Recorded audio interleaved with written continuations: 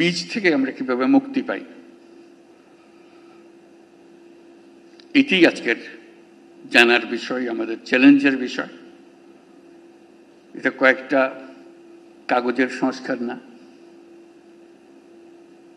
এটা মনের গভীরতর জায়গার সংস্কার। মানুষ হিসেবে আমাদেরকে নিজেদের কাছে পরিচিত করা, যে আমরা মানুষ বলতে আমরা নিজেদের কি বুঝাই সেটা করা। আজকের এই জুলাইয়ের যে শিক্ষা, সেই শিক্ষাটা হবে আমরা সেভাবে নিজের থেকে আবার, এটা আমাদের ভেতরে আছে, আমাদের যে নাই তা না, কিন্তু এটা গভীরে ঢুকে গেছে, এটার থেকে বের করতে পারতেছে না। আমরা যেন সেটাকে আবার নতুনভাবে আমাদেরকে আবিষ্কার করতে পারি, তাহলে জাতি হিসেবে আমরা পুনর্জন্ম লাভ করব। জুলাই আমাদের পুনর্জন্মের মাস। এটা শুধু স্বৈরাচারী মুক্তির মাস না, কতগুলো আঙ্গিক বিষয়, কতগুলো প্রলেপ বিষয়, এটা দিয়ে আমরা মনে করি যে আমরা কাজ করে ফেলেছি। সেখান থেকে যদি আমরা বিদায় করে মনে করি যে কাজ হয়ে গেছে, তাহলে আমরা বড় ভুল কাজ করলাম। তা আমাদের আগামীতে এখনো সুযোগ আছে।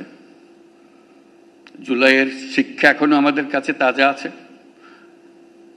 মাঝে মাঝে ভয় হয় এই শিক্ষা ক্ষয়ে যাবে, ভুলে যাব, আবার অতীতের মতো ভাষা রপ্ত হয়ে যাবে, আবার সেই ভাষা ব্যবহার করব, আবার সেই ব্যাখ্যা ব্যবহার করব। সেই দিকে যাতে আমাদের যেতে না হয় আর কোনো দিন, এই পথ একেবারে বন্ধ করে দেওয়া,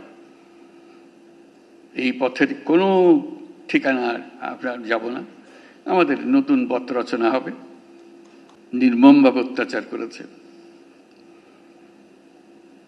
যেখানে ইলেকট্রিক চেয়ার রেখেছে, যেগুলো তো আমাদের সবার দেখারও সুযোগ হয়নি।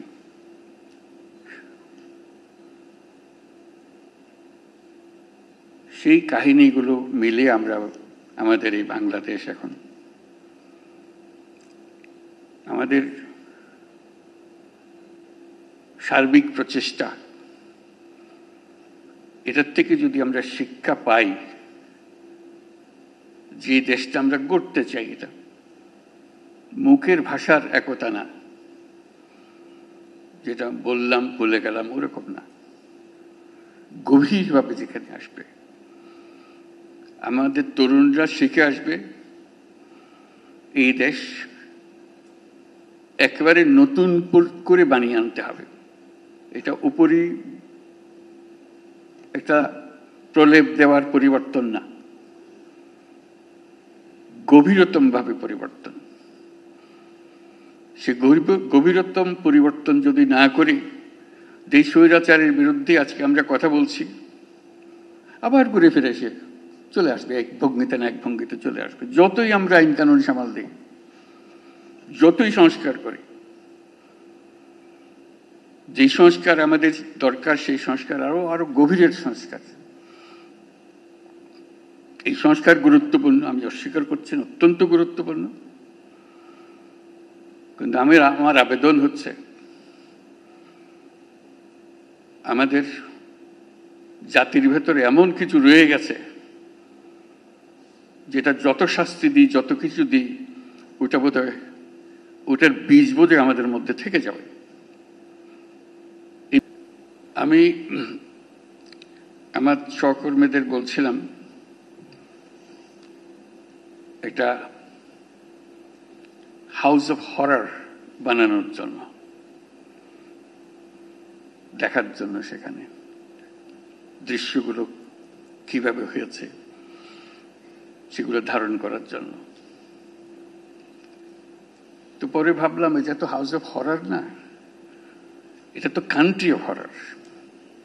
এটা তো এক জায়গার বিষয় না, সারা দেশ জুড়ে যে হরর সৃষ্টি হয়েছে,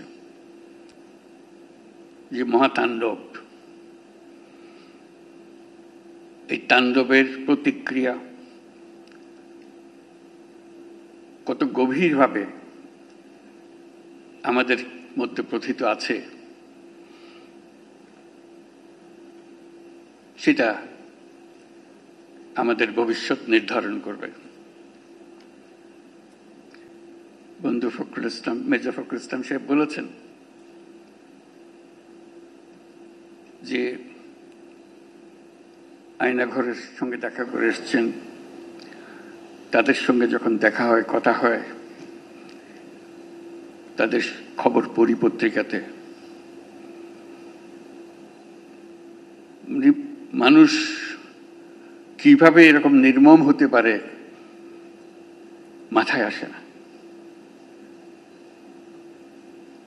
আমরা যে হাউস অফ হরর বলছি, এই আয়নাঘরের প্রতিটি ঘর যদি আমরা সবাইকে দেখাতে পারতাম, জাতি বুঝতে পারত 16 বছর ধরে কি কাণ্ডটা হয়েছে। এবং কারো কাজ এমন নাই যে তার কোনো পরিচিত এই হররের শিকার হয়নি। হাউস অফ হরর করতে হলে আমাদেরকে জায়গায় জায়গায় ছোট ছোট ঘরগুলো, যেখানে মানুষকে বছরের পর বছর